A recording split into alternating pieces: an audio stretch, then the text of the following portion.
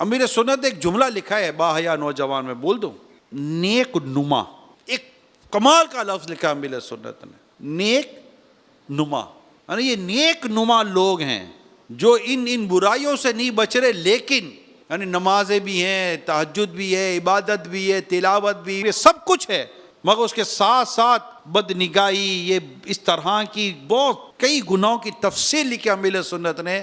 تو آپ فرماتے ہیں کہ ان کے نیک کام اپنی جگہ درست، مگر اس بے حیائی کی عادت نے ان کی نیکی کی صفت کو سلب کر لیا ہے. میں نے حیا کا ہی موضوع لیا تھا، اب وہ حیا کا موضوع امیر سنت نے پورا ایک اسلامی بھائیوں پر مرتب فرمایا ہے، زیادہ تر باحیا نوجوان. میں آپ کو مشورہ دیتا ہوں اس کو ایک بار پڑھیے گا ضرور، دوبارہ پڑھیں.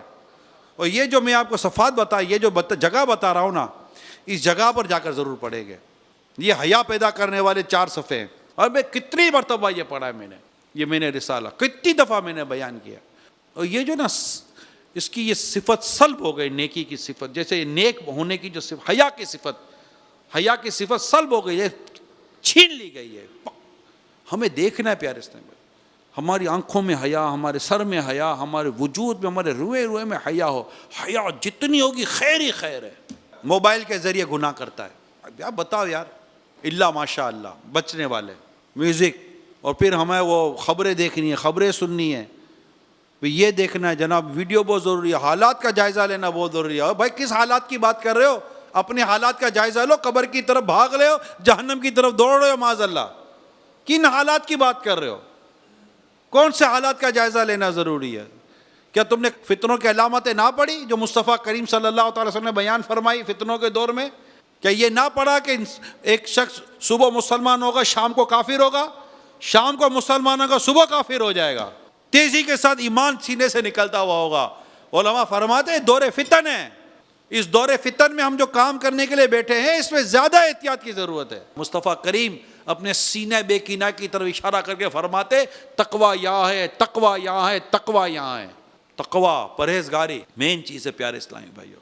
اس کی یہ روئے میں یہ چیزیں ہونی بہت ضروری ہیں، روئے میں چیزیں ہونی بہت ضروری. نیت درست ہو، میں جا کیوں رہا ہوں، مجھے بھائی یہ بندہ چاہیے جو مجھے مسجد میں چاہیے، بس میں کسی صورت اس کو سجدہ کروا دوں، اللہ کے ادھر ہاتھ اٹھا دوں، مولا یہاں تک لانا میرا کام تھا، آگے راستہ دکھانا تیرا کام ہے، میرا کام اس کو سجدے تک لانا تھا.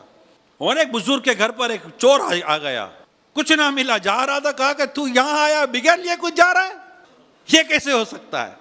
آپ نے اسے وضو کر رکھا، نماز پڑھ، اسے نماز کے لیے کھڑا کیا، سجدے میں گیا، آپ نے ہاتھ اٹھا دیا، مولا یہاں تک لانا میرا کام تھا، آگے تیرا کام ہے. ہمارا وہاں تک کام ہے، مسجد میں لے کر آ جائیں، ہمیں ان کو مسجد میں لانا ہے، اور خود ہمیں مسجد والا ہونا ہے، ہمیں اللہ اور اس کے رسول کے ذکر کی طرف لانا ہے، ہمیں اللہ اور اس کے رسول کے ذکر والا ہونا ہے. دیکھیں بندہ اپنی زبان سے کیا کہہ رہا ہے پیارے اسلامی بھائیو، زبان کا ایک لفظ کہیں اسے جہنم کی آگ میں نہ گرا دے. بندہ ایک لفظ زبان سے کہتا ہے اور اللہ کی ناراضی مول لے لیتا ہے. کس کے بارے میں کیا بات کر رہے ہیں دیکھیں، ضرور دیکھیں پیارے اسلامی بھائیو، ضرور دیکھیے. قلب پر قابو رکھیں، قلب پر قابو رکھیں، سوچ کو بیدار رکھیں، دماغ کو تر و تازہ رکھیں، اور پھر کام کریں.